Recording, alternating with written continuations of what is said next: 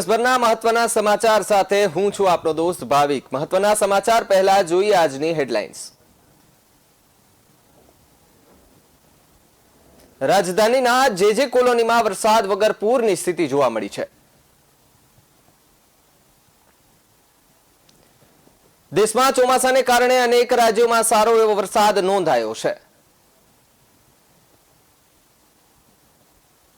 ભારે વરસાદને કારણે અસરગ્રસ્ત વિસ્તારોનું યોગી આદિત્યનાથે હવાઈ નિરીક્ષણ કર્યું। ડભોલીમાં ફરી પાણી ભરાતા સ્થાનિક લોકોમાં રોષ જોવા મળ્યો।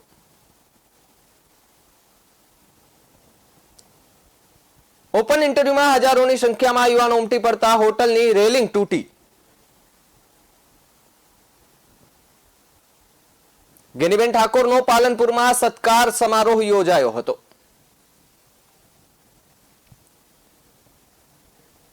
સુરતના સૂર્યપુરા ગરનારાની નજીક રોડ પર ભૂવો પડતા અનેક સવાલો જોવા મળ્યા છે। રત્ન કલાકારો બેરોજગાર નથી, આ પ્રકારનું નિવેદન આપતા સુરત હીરા માર્કેટ ચર્ચાનો વિષય બન્યો છે। તો નજર કરીએ આજના મહત્વના સમાચાર પર। તો રાજધાની દિલ્હીનો એક ચોંકાવનારો વિડીયો સામે આવ્યો છે। આ વિડીયો જે કોલોનીનો છે ને જ્યાં વરસાદ વગર પૂર જેવી સ્થિતિ સર્જાય છે। અહીંયા અચાનક એટલું બધું પાણી આવી ગયું હતું કે પૂર જેવી સ્થિતિ સર્જાય છે ને કોલોનીમાં ચારે તરફ પાણીના કારણે લોકો ઘર છોડવા મજબૂર બન્યા છે। તો બીજી તરફ અહીં કેટલાક લોકો હોડી ચલાવતા પણ જોવા મળ્યા છે ને સાથે જે કોલોનીની કેટલીક તસવીરો કે જે વિડીયો જે વાયરલ થયા છે તે પણ આપ સ્ક્રીન પર જોઈ રહ્યા છો। જેવા જોવા મળી રહ્યા છે કે અહીંયા ચારેકોર પાણી ભરાવાના કારણે લોકો પોતાનો સામાન લઈને સુરક્ષિત વિસ્તારમાં જતા જોવા મળી રહ્યા છે। સૌથી મોટી વાત એ છે કે કોલોની વિસ્તારમાં વરસાદ પડ્યો ન હોવા છતાં ત્યાંના રસ્તાઓ નદીઓ જેવા દ્રશ્યો સામે આવ્યા છે।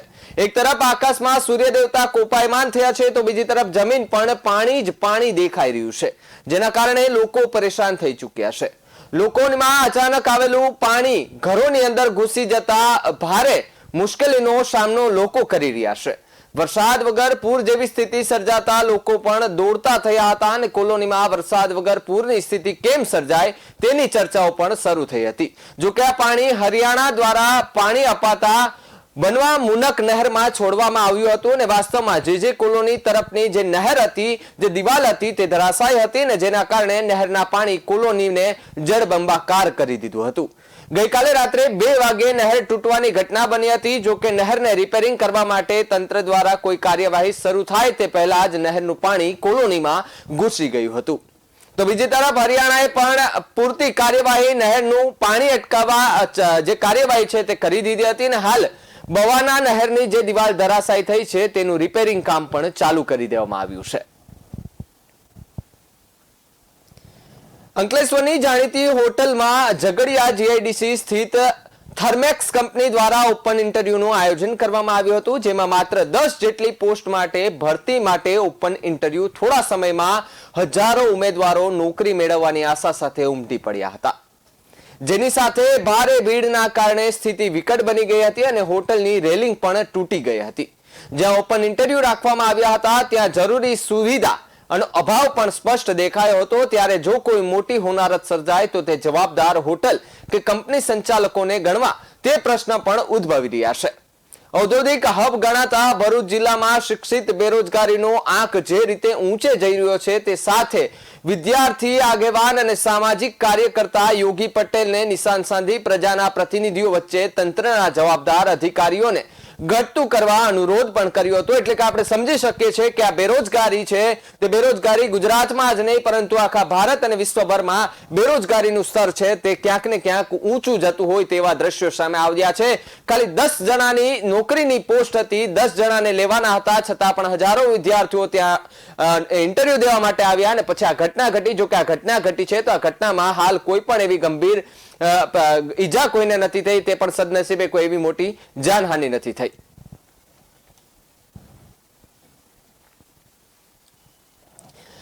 તો સુરતમાં ભારે વરસાદ, ડભોલીમાં ફરી પાણી ભરાતા સ્થાનિકોમાં આક્રોશ। કહ્યું ભ્રષ્ટ તંત્ર અને શાસકોની નફટાઈથી હાલાકી પડી રહી છે। સુરતમાં ભારે વરસાદ, ડભોલીમાં ફરી પાણી ભરાતા સ્થાનિકોમાં આક્રોશ જોવા મળ્યો છે। સુરતમાં વહેલી સવારથી ભારે વરસાદ પડી રહ્યો છે, ત્યારે વરસાદને કારણે કતારગામના ડભોલી વિસ્તારમાં સતત પાણી ભરાઈ રહ્યા છે। તેમ છતાં કોઈ ઉકેલ ન આવતો હોવાથી સ્થાનિકોમાં ભારે આક્રોશ જોવા મળ્યો છે। લોકોનું કહેવું છે કે અનેક રજૂઆત કરવા છતાં પણ ભ્રષ્ટ તંત્ર અને શાસકોની નફટાઈના કારણે કોઈ પણ જાતનો આ ઉકેલ નથી આવતો ને ડભોલીના હરિદર્શન વિસ્તારમાં ભારે વરસાદમાં વરસાદી પાણી નથી, જે પાણી ભરાયું છે ત્યાંથી હલવાનું નામ નથી લેતું। તે સ્થાનિકો દ્વારા વારંવાર રજૂઆત કરવામાં આવી હોવા છતાં પણ તંત્ર અને શાસકોના પેટનું પાણી નથી હલતું ન હોવાથી પરિસ્થિતિ ઠેર ઠેર રહેતી હોવાનું રોષપૂર્વક સ્થાનિકો દ્વારા કહેવામાં આવી રહ્યું છે।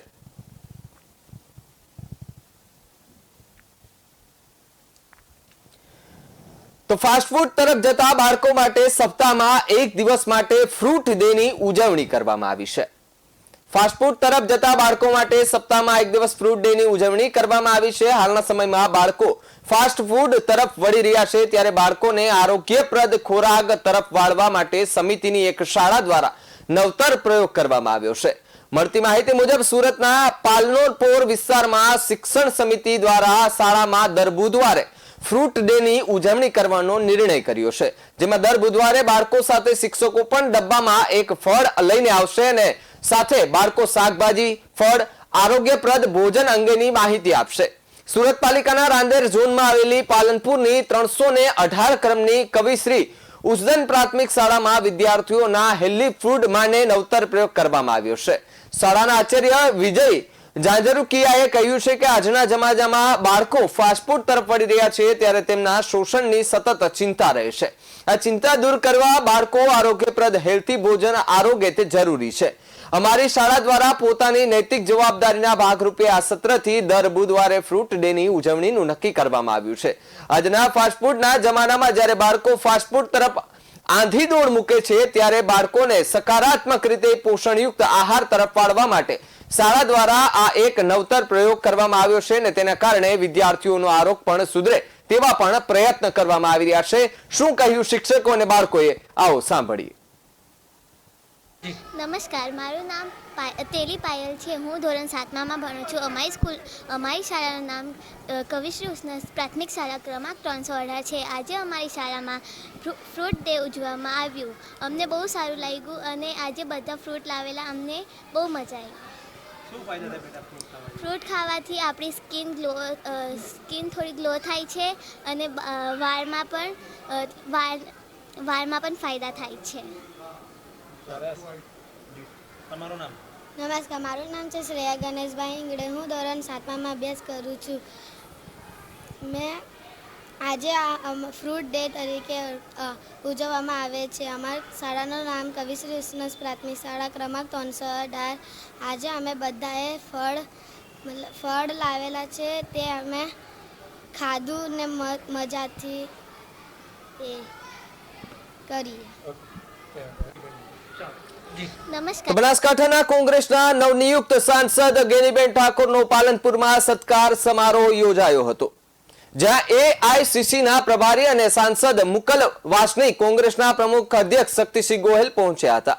મુકુલ વાસનિક, શક્તિસિંહ ગોહિલ અને ગેનીબેન ઠાકોરની કેળા તુલા કરવામાં આવી હતી, ત્યારે મુકુલ વાસનિક, શક્તિસિંહ ગોહિલ અને ગેનીબેન ઠાકોરે ભાજપ ઉપર આકરા પ્રહારો કર્યા હતા અને આવનાર તાલુકા અને જિલ્લા પંચાયતની ચૂંટણીમાં કોંગ્રેસને વિજય બનાવવા હાકલ કરી હતી। આપણે લોકસભાની એક સીટ જીત્યા અને રાહુલ ગાંધીને હિંમત આપી અને પ્રધાનમંત્રી સામે આંગળી કરીને કહ્યું કે અમે તમને ગુજરાતમાં હરાવીશું।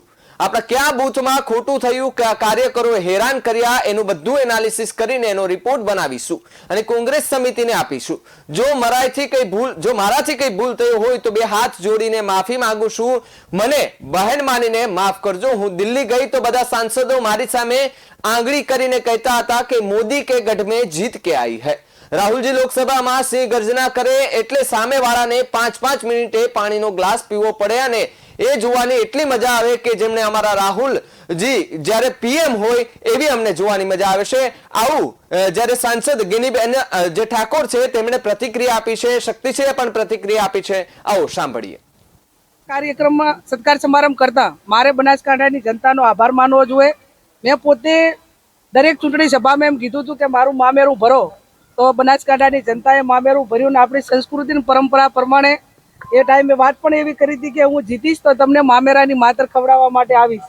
તો આજે બનાસકાંઠાની જનતા, જે કોંગ્રેસના કાર્યકરો, આગેવાનો બધા જ જે હાજર હતા, અને જે આપણે પ્રણાલિકા પ્રમાણે સારો પ્રસંગ પછી બેન એ મામેરું જમાડવા માટે આવતી હોય છે ને, એના ભાગરૂપે આજે બધાને મામેરાની માતર ખવડાવીને મોઢું પણ મીઠું કર્યું.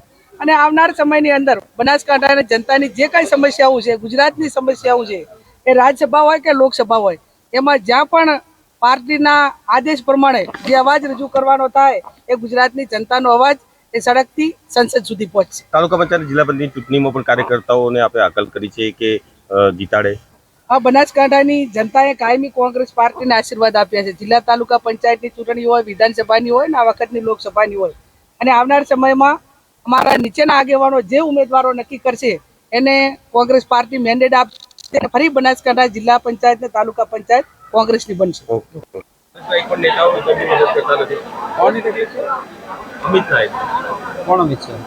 નાયક કોઈ સવાલ નથી. મારી સાથે પણ વાત કરી હતી. ઘણા કાર્યકર્તાઓને અમારે ત્યાં આંતરિક લોકશાહી છે, આંતરિક લોકશાહી અને અશિસ્ત વચ્ચે બહુ પાતળી ભેદરેખા હોય. એમને ત્યાં પ્રોબ્લેમ થયો ત્યારે મેં પોતે એમના જોડે વાત કરી હતી. અને કોઈ બાબત હોય તો પરિવારમાંની બાબત આપણે ગામના ચોરે જઈને નથી કરતા, પરિવારમાં વાત કરતા હોય છે. કોઈ પણ કાર્યકર હોય તો અમારા પરિવારના સભ્ય છે, વાત કરવી જોઈએ. જરૂર અમારી પણ ફરજનો એક ભાગ છે. પરંતુ કેટલાક લોકો માત્ર આગળ પાછળ સોશિયલ મીડિયામાં, એના પહેલાં દરેકે મારે પણ મારા પક્ષમાં આંતરિક લોકશાહી છે, પણ મારે પણ મારી જાત ઉપર કાબૂ રાખીને અશિસ્ત મારાથી ન થાય એ મારે જોવું જોઈએ. મને પણ મારા પરિવારમાં કંઈ કહેવું હોય તો મારા આગેવાનોને, રાહુલ ગાંધીજીએ કહ્યું કે મારા પાસે આવીને પણ લોકો ભાજપમાં આવું કરી જોવે, બીજે દિવસે એના ઉપર કેવા પગલાં ભરાય. પરંતુ કોંગ્રેસમાં અમારે ત્યાં છૂટ છે, વાત થતી હોય છે. પરંતુ અમારા સૌના ઉપર જવાબદારી છે કે આંતરિક લોકશાહીની આધાર નીચે પક્ષને નુકસાન થાય એવું જાહેર કૃત્ય મારા સહિત કોઈથી પણ ન થાય એ સૌએ જોવું જોઈએ. आप बता रहे हैं, क्या कहेंगे? देखिए, ज्ञानबेन ठाकुर की जीत बनासकांठा से हम ये समझते हैं कि बहुत महत्वपूर्ण है, एक ऐतिहासिक जीत है। 2014 के चुनाव में, 2019 के चुनाव में कांग्रेस पार्टी को कोई कामयाबी गुजरात में नहीं मिली थी। इस बार एक ही सीट पर कामयाबी मिली, लेकिन इससे ये साबित होता है कि गुजरात में अगर हम पूरी मुस्तैदी के साथ अगर तैयारी रखते हैं तो आने वाले दिनों में बड़ी तादाद में यहाँ पर परिवर्तन हो सकता है। अमित नायक ने ट्वीट किया है कि वो प्रॉब्लम में कांग्रेस के किसी भी नेता ने उनको सपोर्ट नहीं किया। अब आपको भी वो उन्होंने ट्वीट किया है, मुकुल वासनिक ने भी सपोर्ट नहीं किया, क्या कहेंगे? देखिए, कांग्रेस के तमाम कार्यकर्ता जहाँ जहाँ पर भी अगर किसी तरह से राजनीतिक अगर परेशानियों से अगर गुजर रहे हैं तो पार्टी उनके साथ पूरी तरह से खड़ी रहती है और रहेगी। જસદણ તાલુકાના તમામ આશા બહેનો તેમજ તમામ આશા ફેસિલિટેટર બહેનોએ તાલુકા સેવા સદન ખાતે બહોળી સંખ્યામાં ઉપસ્થિત રહીને જસદણ તાલુકા નાયબ મામલતદારને, હેલ્થ ઓફિસરને આવેદનપત્ર પાઠવી પગાર વધારો ઉપરાંત આશા બહેનોને ફિક્સ કર્મચારી તરીકે માન્યતા આપવા પેન્શન યોજના, બોનસ સહિતના અંદાજે 20 મુદ્દાઓની રજૂઆત કરવામાં આવી હતી. આવેદનપત્રમાં જણાવવામાં આવ્યું હતું કે રાજ્ય સરકારના આરોગ્ય મંત્રી ઋષિકેશભાઈ પટેલે લગભગ 20 વર્ષ સુધી પેન્ડિંગ મુદ્દાઓને લઈને રજૂઆત કરવામાં આવી છે. જે રજૂઆતમાં જણાવ્યા મુજબ આશા બહેનો તેમજ ફેસિલિટેટર બહેનો પગાર વધારો, આશા બહેનોને ફિક્સ કર્મચારી તરીકે માન્યતા આપી પેન્શન યોજનામાં સમાવેશ કરવા, કામગીરી પરનું બોનસ, વેતન, જોખમી સગર્ભાનું ઇન્સેન્ટિવ સહિતના 20 જેટલા મુદ્દાઓ રજૂઆત કરી તમામ પ્રશ્નોનું નિરાકરણ લાવવા માંગ કરવામાં આવી છે. ઉપરાંત મિસ્ડ પહેલા 0 થી 1 વર્ષ, મિઝલ્સ બીજો 1 થી 2 વર્ષ, ડીપીટી બુસ્ટર 5 થી 6 વર્ષ ને વર્ષ 2024-25 ના બજેટમાં સરકાર દ્વારા મંજૂરી નહીં કરાતા ઉપરોક્ત તમામ રસીકરણ કામગીરીના ચૂકવણા સરકાર દ્વારા બંધ કરવામાં આવતા આશા બહેનોને પડ્યા ઉપર પાટું સમાન ઘાટ સર્જાયો છે. વધુમાં સરકારના રસીકરણ, પોલિયો કે અન્ય આરોગ્યલક્ષી કાર્યક્રમોના લક્ષ્યાંકો પૂરા કરતા આ વર્ગના કર્મચારીઓએ કોરોના જેવી મહામારી સામે પણ જીવના જોખમે લડાઈ કરી છે. લોક આરોગ્યની કામગીરી કરી રહેલા તમામ બાબતોને ધ્યાનમાં લઈને રાજ્ય અને કેન્દ્ર સરકારમાં માનવતાનું વલણ દાખવી ઉપરોક્ત માંગણીનું નિરાકરણ લાવવા બાબતે બહેનો દ્વારા સજ્જડ રજૂઆત કરવામાં આવી હતી. બહેનોએ શું કહ્યું આવો સાંભળીએ. મારું નામ કુબાવત અરુણાબેન છે. હું કમળાપુર પ્રાથમિક આરોગ્ય કેન્દ્રમાં આશા ફેસિલિટર તરીકે ફરજ બજાવું છું. છેલ્લા 10 વર્ષની અંદર હું આશા ફેસિલિટર તરીકે કામ કરું છું. અને અમારો પ્રશ્ન એ છે કે છેલ્લા લગભગ કોરોના આવ્યો ત્યાર પછીથી જે અમને વેતન મળવું જોઈએ, કોરોનાની અંદર અમને જે કંઈ કામગીરી કરી છે એનું પણ આજ સુધી ક્યારેય અમને કોઈ ચૂકવણું કરવામાં નથી આવ્યું. પ્લસ અમને વાડી વિસ્તાર કરાવે છે બહેનો પાસે, આશા વર્કર અને આશા ફેસિલિટર પાસે, એનું પણ અમને કોઈ વધારાનું વેતન મળતું નથી. અને જે લઘુત્તમ વેતન વર્ગ 3નું જે મળવું જોઈએ એ અમને મળતું નથી. અને જે ચાલુ કામગીરીમાં અમારા બહેનો ઇન્સેન્ટિવ ઉપર કામ કરે છે એમને કોઈ ફિક્સ પગાર નથી. અને ઇન્સેન્ટિવ ઉપર જે કામગીરી કરે છે એમાં ઇન્સેન્ટિવ અમારા બહેનોનું કપાત કરવામાં આવ્યું છે. જે જોખમી સગર્ભામાં બહેનો અમારી સાથે જઈ અને કામગીરી કરે છે. આશા બહેનો સગર્ભાને જે લોહીના ને બધા રિપોર્ટ કરાવે છે તેના માટે બહેનો જસદણ જાય છે અને પીએચસી સુધી પણ લઈ આવે છે. અને એના જે 200 રૂપિયા મળે છે તે 200 રૂપિયા અમારા બહેનોના કપાત કર્યા છે. ચાર તપાસ મળે છે, એ 4 તપાસના પણ પૈસા કપાત કરવામાં આવ્યા છે. અને ઇન્સેન્ટિવમાંથી પગાર કપાત કરવા માંડ્યા છે, જે અમારું ફિક્સ વેતન નથી. અને અમારી જે કામગીરી છે એ કામગીરીમાંથી પણ જો અમને કપાત કરી અને અમને ચૂકવણું કરે તો અમારી પાછળ વધે શું? અને અમે જે ટૂર કરીએ છીએ એ અમને ટૂરના જ પૈસા મળે છે. અને વધારે અત્યારે અમે તાલુકા સેવા સદને મામલતદાર સાહેબ શ્રીને અમે આવેદન પત્ર આપવા માટે જ અત્યારે આવ્યા છીએ. જો મામલતદાર સાહેબ અમારી વાત કોઈ સાંભળી અને આગળ રજૂઆત નહીં કરે તો અમે જિલ્લા સુધી જઈશું. અને જો જિલ્લામાં અમારું નહીં સાંભળે તો અમે ગાંધીનગર જઈશું. અને ત્યાં પણ નહીં સાંભળે તો અમે શ્રી માનનીય વડાપ્રધાન મોદી સાહેબ સુધી પણ અમારી આ વખતની તૈયારી છે કે અમે આ વખતે ઢીલી નીતિ મૂકશું નહીં. તો નખત્રાણા તાલુકાના રવાપર ગામનું જૂનું બસ સ્ટેન્ડ ખંડેર અને જર્જરિત હાલતમાં જોવા મળ્યું છે. એસટી ડેપો દ્વારા બનાવને બસ સ્ટેન્ડની જે બસ સ્ટેન્ડ હતું તે ભારેથી અતિ ખરાબ થઈ ચૂક્યું છે. જો હવે આ બસ સ્ટેન્ડ અહીંયાથી તાત્કાલિક ધોરણે ખસેડવામાં અને જમીનદોસ્ત કરવામાં નહીં આવે તો કોઈ નિર્દોષ પ્રવાસીઓનો જીવ પણ જઈ શકે છે તેવું આ દ્રશ્યોમાં દેખાઈ રહ્યું છે કે જર્જરિત હાલતમાં બસ સ્ટેન્ડ કોઈનો જીવ પણ લઈ શકે છે. આ બસ સ્ટેન્ડ રવાપર ગ્રામ પંચાયતની સામે જાહેર જર્જરિત દેખાઈ રહ્યું છે. છતાં પણ રવાપર ગ્રામ પંચાયતના જવાબદાર વ્યક્તિઓ આ બસ સ્ટેન્ડના વિશે કોઈ કહેવા પણ તૈયાર નથી અને કોઈ પૂછવા જાય તો તેને જવાબ પણ દેવા તૈયાર નથી. તો રવાપર ગ્રામ પંચાયતના જવાબદાર વ્યક્તિઓ શું મોટી દુર્ઘટના થાય તેની રાહ જોઈને બેઠા છે તેવું લોકમુખે ચર્ચા રહ્યું છે. તો આવા બસ સ્ટેન્ડોને યોગ્ય રીતે અહીંયાથી ખસેડવામાં આવે એવી રવાપર ગ્રામ પંચાયતની ગ્રામજનોની માંગ ઉઠી છે. તો ગત રોજ આ બસ સ્ટેન્ડની બંને બાજુ ઝૂલતી ગેલેરીનો અચાનક ભાગ જે છે તે ઘસી પડ્યો હતો અને સદનસીબે કોઈ જાનહાનિ થઈ નથી. જો હવે ક્યારે આ કોઈ બનાવ ન બને તેવી પણ લોકમુખે ચર્ચાઓ દેખાઈ રહી છે. સમાચારમાં આગળ સમય થયો છે એક વિરામનો. મળી એક નાનકડા વિરામ બાદ. ये क्या हाल बना रखा? अपनी पुरानी बाइक गैरेज से निकाल कर स्टंट कर रहा था और फिर होता है. केबीजेड खाओ, मूड बनाओ. सॉल्टी है, टेस्टी है, क्रंची भी. केबीजेड चिप्स के मस्त मजेदार फ्लेवर्स, टेस्ट में मस्त, क्रंच में जबरदस्त. केबीजेड चिप्स हर मूड में सुपर हिट.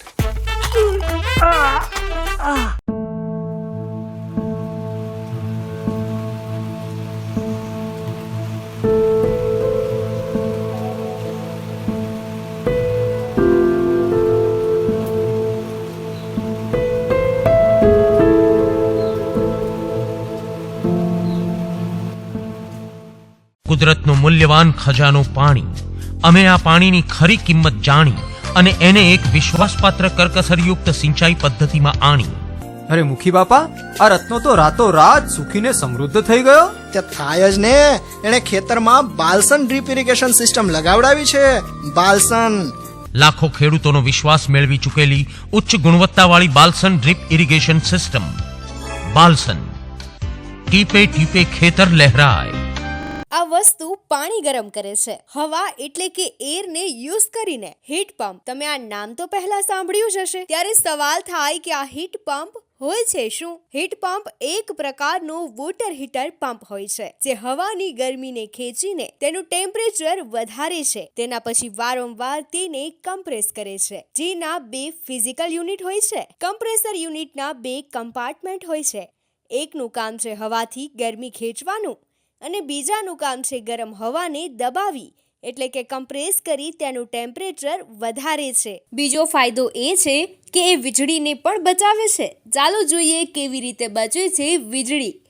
એક ઇલેક્ટ્રોનિક ગીઝર 1 કલાક ચાલે તો 2 યુનિટની વીજળી વાપરે છે. ત્યારે હીટ પંપ 1 યુનિટનો ચોથો ભાગ વીજળીનો વાપરે છે. હીટ પંપ વધુ કોમર્શિયલ સેક્ટરમાં યુઝ થાય છે, જેમ કે હોસ્પિટલ, હોટલ, પહાડોવાળો વિસ્તાર અને કોમર્શિયલ વિસ્તાર જ્યાં હંમેશા ગરમ પાણીની જરૂર પડતી હોય છે. ગરમ પાણી વગર જો તમે નથી રહી શકતા તો હીટ પંપ તમારે જરૂરથી લેવું જોઈએ. ત્યારે તેની સામે પોલીસ દ્વારા પણ આકરી કાર્યવાહી કરવામાં આવી રહી છે. ત્યારે એસઓજી પોલીસ અને ક્રાઇમ બ્રાન્ચનું સરપ્રાઇઝ ચેકિંગ શહેરના પોસ્ટ વિસ્તારમાં ધમધમતા કેફે પર આવ્યું હતું. મોડી રાત્રે ચેકિંગ કરીને લોકોને આવી જગ્યા પર મોડી રાત્રે ન આવવા માટે અપીલ કરવામાં આવી હતી. ને મળતી માહિતી મુજબ સુરતના પીપલોદ, વેસુ, અલથાણ, પાલ વિસ્તારોમાં સરપ્રાઇઝ ચેકિંગ હાથ ધરવામાં આવ્યું હતું. તમામ વિસ્તારોમાં આવેલા ચા કેફે ઉપરાંત પાનના ગલ્લા ઉપર સરપ્રાઇઝ ચેકિંગ હાથ ધરવામાં આવ્યું હતું.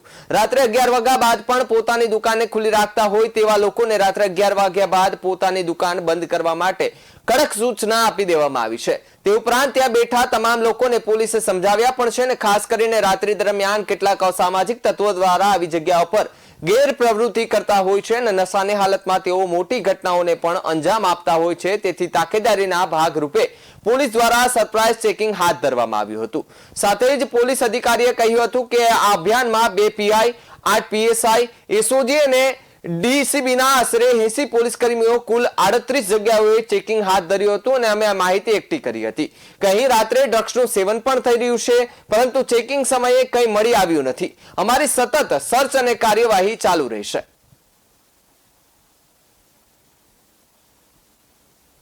આખી હકીકત એવી છે કે જે અડાજણ, પાલ, અલથાણ, વેસુ, પીપલોદ આ બધા એરિયાઓમાં એક એવો ટ્રેન્ડ ચાલી રહ્યો છે કે ભાઈ ચાયની પેલી કાફે હોય અને એની અંદર સ્મોકિંગ ઝોન બનાવેલા હોય અને લોકો મોટી પ્રમાણમાં રાત્રે મોડે સુધી 1 વાગ્યા 2 વાગ્યા સુધી બેસી રહેતા હોય. તો આ લોકોને આજે વોર્ન કરવામાં આવેલા છે કે ભાઈ રાત્રે 11 પછી નોર્મલી કોઈ પણ સારા ઘરના વ્યક્તિ હોય એ ફરતા ન હોય. તો આજે તમામ જેટલા પણ એના આવા માલિકો છે એને પણ વોર્ન કરવામાં આવેલા છે અને જે લોકો ત્યાં આવેલા હતા, યંગસ્ટર હતા, પછી બીજા અમુક મોટી ઉંમરના પણ હતા, તમામને આ સમજાવવામાં આવ્યું છે કે ભાઈ આ વસ્તુ જો 11 વાગ્યા પછી બંધ થશે અને આ લોકો ત્યાં નહીં આવે તો યંગસ્ટર જે રાત્રે ફરતા હોય અને કોઈ નશાના રવાડે ન ચડે, કોઈ ડ્રગ્સ કે બીજી કોઈ નશાકારક વસ્તુઓનું સેવન ન કરે એના માટેનું એક આ અભિયાન છે અને આ અમારી સતત આ પ્રવૃત્તિ ચાલુ રહેશે. આ આખું જે અભિયાન છે એની અંદર 2 પીઆઈ, 8 પીએસઆઈ, એસઓજી અને ડીસીબીના અને 80 માણસો એસઓજી અને ડીસીબીના તમામ લોકોએ આજે ટોટલ 38 જગ્યાએ જુદી 38 જગ્યાએ ચેકિંગ હાથ ધરવામાં આવેલ છે. અમને એવી માહિતી હતી કે અહીંયા રાત્રે ડ્રગ્સનું સેવન પણ થઈ રહ્યું છે, તો એ બાબતે પણ ચેકિંગ કરવામાં આવેલ છે, પરંતુ એવું કંઈ હજી અત્યારે મળી આવેલ નથી. પરંતુ સતત અમારી આ સર્ચિંગની કાર્યવાહી ચાલુ રહેશે અને જો એવું કોઈ પણ નશાકારક કે ગેરકાયદેસર જે કાયદાથી પ્રતિબંધિત એવું કંઈ પણ મળશે તો કાયદેસરની કાર્યવાહી કરવામાં આવશે. સર અત્યાર સુધી કઈ જગ્યાએ અત્યારે જે પાલ છે, અડાજણ છે, પછી વેસુ છે, પીપલોદ છે, અલથાણ આ બધી જગ્યાઓએ જ્યાં જ્યાં આવા ઝોન બનાવેલા છે એ તમામ ઝોનની ડિટેલની અંદર એની અંદર સર્ચ કરવામાં આવેલ છે અને એના માલિકોને પૂછપરછ કરવામાં આવેલ છે અને એના ડીવીઆર પણ ચેક કરવામાં આવશે. તો સાબરકાંઠા જિલ્લાના પ્રાંતિજના મજરા પાસે અમદાવાદથી હિંમતનગર જઈ રહેલી આઈસરમાં આગ લાગતા વાહન ચાલક ભડતું થયો હતો. અજાણે વાહન સાથે ટક્કર બાદ આઈસરમાં આગ લાગતા હોવાનું પ્રાથમિક તપાસમાં જાણવા મળ્યું છે. પોલીસે ગુનો નોંધાવી તપાસ હાથ ધરી છે અને સાબરકાંઠાના આઈસરમાં અજાણ્યા વાહન સાથે આઈસરની ટક્કર થતા વાહન ચાલક ફસાઈ ગયો હતો તેમજ એકાએક આગ ફાટી નીકળતા ચાલક જીવતો ભૂંજાયો છે. અકસ્માતના પગલે નેશનલ હાઈવે પર ટ્રાફિક જામ થયો હતો અને અકસ્માતના પગલે સ્થાનિક લોકો જે છે તે તરત જ દોડી આવ્યા હતા અને લોકોએ પોલીસને અકસ્માતની જાણ કરતા પોલીસ પણ દોડી આવી હતી. પોલીસે આ ઘટનાની સમગ્ર વિગત મેળવી રહી હતી અને FSLની ટીમ આગળ કેવી રીતે કામ કરે છે તે દિશામાં તપાસ હાથ ધરી છે અને પોલીસે મૃતદેહને પોસ્ટમોર્ટમ ખાતે મોકલી દેવામાં આવ્યું છે. ઉપરાંત મૃતકની ઓળખ કરવાનો પ્રયાસ ચાલી રહ્યો છે. પોસ્ટમોર્ટમ પછી પોલીસ મૃતકની ઓળખ કરીને તેમનો મૃતદેહ તેમના સગા સંબંધીઓને સોંપશે અને આ ઉપરાંત પોલીસ ડ્રાઈવર નશામાં હતો કે નહીં તે પણ ચકાસણી કરવામાં આવશે. આ માટે છેલ્લે આ વાહન જ્યાં રોકાયું હતું તે સ્થળ પણ જીપીએસની મદદથી શોધીને આગળની કાર્યવાહી હાથ ધરવામાં આવશે. સુરતના રેલવે સ્ટેશન નજીક સૂર્યપુર ગરનાળાની નજીક રોડ પર ભૂવો પડ્યો છે, જેને પગલે અતિવ્યસ્ત માર્ગ પર બેરિકેડ લગાવી દેવામાં આવ્યા હતા અને ખાંડ બજાર એપ્રોચ નીચે વરસાદી પાણીના બોક્સમાં ભંગાણ પડતા રિપેરિંગ કામગીરી શરૂ કરી દેવામાં આવી છે. ભૂવો પડતાની સાથે ગઈકાલથી રિપેરિંગ કામગીરી ચાલુ કરી દીધા બાદ આવતીકાલે સાંજે 7 વાગ્યા સુધી કામગીરી ચાલી શકે તેવી શક્યતાઓ જોવા મળી છે. વરાછા તરફથી સુરત સ્ટેશન તરફ આવવાનો ખૂબ વ્યસ્ત ગરનાળું છે. રિપેરિંગ કામ ચાલુ હોવાથી વાહન વ્યવહાર માટે સંપૂર્ણ રીતે બંધ કરી દેવાયો છે, જેના વૈકલ્પિક ટ્રાફિક વ્યવસ્થા માટે રૂટ નંબર 1 પોદાર આર્કેડ થી જેબી ડાયમંડ સર્કલ થઈ બોમ્બે માર્કેટ થી સહારા દરવાજા શરૂ રહેશે, તો બીજી તરફ વૈશાલી 4 રસ્તાથી ઉમિયાધામ સર્કલ થઈ ભવાની સર્કલ થી ડાબે અલકાપુરી બ્રિજ તરફ શરૂ રહેશે. હાલ મળતી માહિતી મુજબ આવતીકાલે સાંજ સુધીમાં કામગીરી પૂર્ણ કરી લેવામાં આવશે.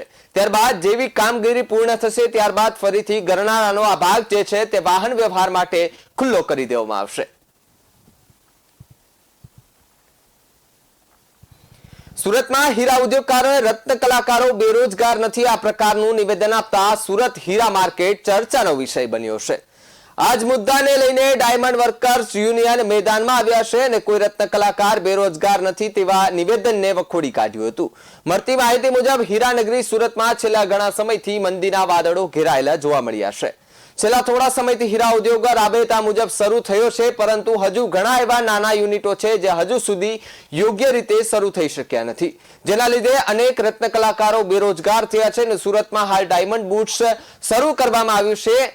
એના પ્રયાસો ચાલી રહ્યા છે. તેવામાં ડાયમંડ વાઇસ પ્રેસિડેન્ટ દ્વારા રત્ન કલાકારોને લઈને એક નિવેદન આપવામાં આવ્યું હતું, જેમાં તેણે જણાવ્યું હતું કે રત્ન કલાકારો બેરોજગાર થયા જ નથી. આ પ્રકારનું નિવેદન આપતાની સાથે ડાયમંડ વર્કર્સ યુનિયનના પ્રમુખ હીરા ઉદ્યોગકાર અને ડાયમંડ બુટ્સના પ્રેસિડેન્ટ લાલજી પટેલ સામે રોષ ઠાલવ્યો હતો અને જણાવ્યું હતું કે વર્ષ દરમિયાન અનેક રત્ન કલાકારો બેરોજગાર થયા છે, જેના લીધે અનેક રત્ન કલાકારોએ આર્થિક સંકળામણનો પણ સામનો કરવો પડ્યો છે. તેમાં સુધી અનેક ફરિયાદો પણ આવી છે અને મહત્વનું છે કે અત્યાર સુધીમાં 45 જેટલા રત્ન કલાકારોએ આપઘાત પણ કરી લીધો છે, જેમણે કટાક્ષ કરતા કહ્યું હતું કે એસીનો અને ઓફિસમાં બેસનારો વેપારીઓ રત્ન કલાકારોનું દર્દ નહીં સમજે અને તેમને આપેલા નિવેદનને ડાયમંડ વર્કર્સ યુનિયનના ઉપપ્રમુખ ભાવેશ ટાંકે વખોડી કાઢ્યું છે.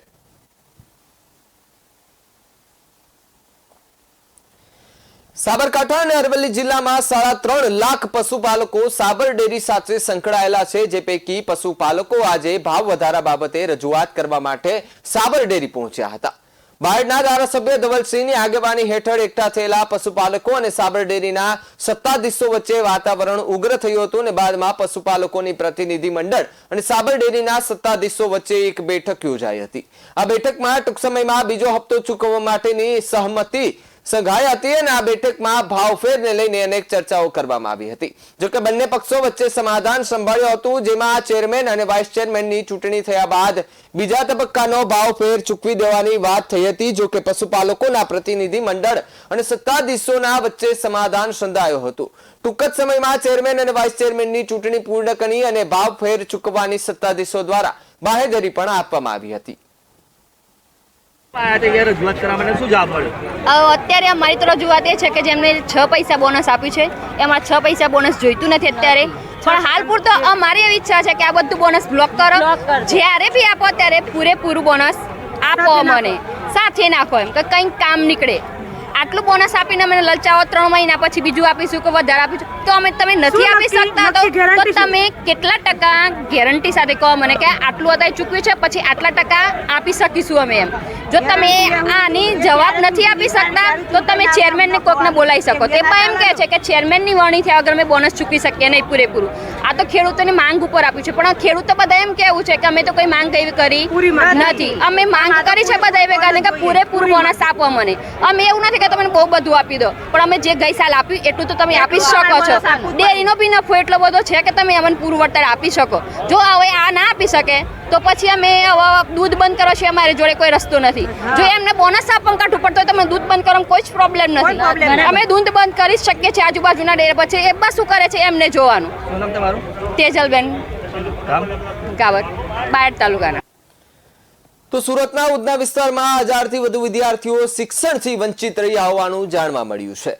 મળતી માહિતી મુજબ શાળા ક્ષેત્રે શરૂ થયાના 1 મહિના ઉપર થયો હોવા છતાં અંદાજે 1000 જેટલા વિદ્યાર્થીઓએ શાળાનું પગથિયું ચડ્યા નથી. ત્યારે ઉધના વિસ્તારમાં આવેલી છત્રપતિ શિવાજી શાળાના વિદ્યાર્થીઓની હાલત કફોડી બની છે. તેમજ સુરત મહાનગરપાલિકા દ્વારા શાળાને સીલ કરી દેવામાં વિદ્યાર્થીઓનું ભાવિ અધ્ધર જોવા મળ્યું છે. શાળા અને સોસાયટી વચ્ચે ચાલી રહેલા વિવાદમાં વિદ્યાર્થીઓ અટવાયા હતા. ધોરણ 1 થી 12 ના 941 જેટલા વિદ્યાર્થીઓ હજુ સુધી શિક્ષણ મેળવી શક્યા નથી. તેમજ એક પણ વિદ્યાર્થી 1 મહિનાથી સ્કૂલનું પગથિયું ચડ્યા નથી. ઉધનાની છત્રપતિ શિવાજી શાળાનું સીલ ક્યારે ખુલશે તેનો કોઈ જવાબ કોઈ પાસે નથી. અને ઉધનાની છત્રપતિ શિવાજી શાળા વર્ષ 1989 માં બની હતી ને 40 વર્ષથી ચાલતી આ શાળાને સરકાર દ્વારા ગ્રાન્ટેડ શાળાની પરવાનગી આપી હોવા છતાં સીલ ખોલવામાં નથી આવ્યું. તો સુરતના લિંબાયતમાં ડુપ્લિકેટ તેલનો રેકેટનો પર્દાફાશ થયો હતો. મળતી માહિતી મુજબ 1200 રૂપિયાના ડબ્બા પર બ્રાન્ડેડના સ્ટીકર ચોંટાડી 1800 માં ભેળસેળિયું તેલ વેચતા હોવાનું સામે આવ્યું હતું. ત્યારે લિંબાયતની 2 દુકાનો પર કંપનીના સ્ટાફે ગ્રાહક બની રેકેટ ઝડપી પાડ્યું હતું. માર્કેટમાંથી હલકી કક્ષાનો 1200 રૂપિયાનો તેલનો ડબ્બો લાવી 2 દુકાનદાર તેમના પર બ્રાન્ડેડ તેલની કંપનીના સ્ટીકર અને બૂચ લગાવી 1850 રૂપિયામાં વેચી દેતા હતા. અને જે સમગ્ર બાબતની જાણ તેલ કંપનીના સ્ટાફને થતા સ્ટાફે પોલીસની સાથે લિંબાયત ત્રિકમનગર ખાતે શ્રી દેવાનારાયણ કિરાણા સ્ટોર અને શ્રી હરિઓમ સુપર સ્ટોરના ડમી ગ્રાહક બનેલી તેલની ખરીદી કરવા ગયા હતા. જેમાં બંને વેપારીઓને નકલી તેલનો ભાંડો ફૂટી ગયો હતો. લિંબાયત પોલીસને બંને દુકાનમાંથી તિરુપતિ કપાસિયા તેલના 3 ડબ્બા મળી આવ્યા હતા. અને પોલીસે નકલી તેલના 3 ડબ્બા, સ્ટીકર અને બૂચ સહિતનો મુદ્દામાલ જપ્ત કરી ઉપરાંત શ્રી દેવનારાયણ કિરાણા સ્ટોરના માલિક લાલારામ કાનુજી તેલી અને શ્રી હરિઓમ સુપર સ્ટોરના માલિક મદનલાલ ભેરુલાલ પ્રજાપતિ સામે ગુનો નોંધી ધરપકડની કાર્યવાહી હાથ ધરી છે. થોડા મહિના પહેલા પણ શહેરમાં ખાસ કરીને શ્રમિક વિસ્તારોમાં આવેલી કેટલીક દુકાનોમાંથી ડુપ્લિકેટ તેલના ડબ્બા ઝડપાયા હતા.